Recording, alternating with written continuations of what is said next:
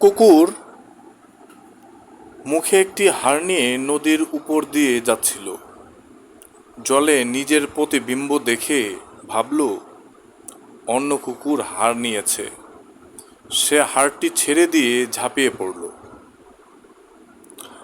যার ফলশ্রুতিতে যেটা ঘটলো সেটা হচ্ছে নিজের হাড়টিও হারিয়ে ফেলল।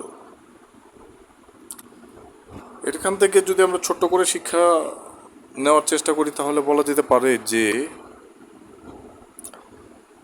লোভ করো না, যা আছে তাই রাখো।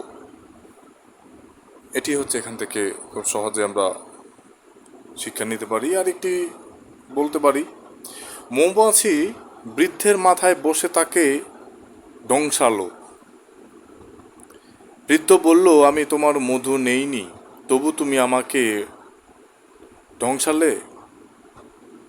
তোমার মধু নেয়ার লোককে তুমি কেন ধ্বংসাও না? এটি হচ্ছে মৌমাছি ও বৃদ্ধ তাদের মধ্যে কথোপকথন।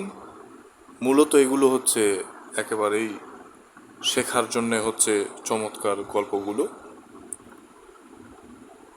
তো এখান থেকে আমরা শিখব, এর জন্যই হচ্ছে বলা।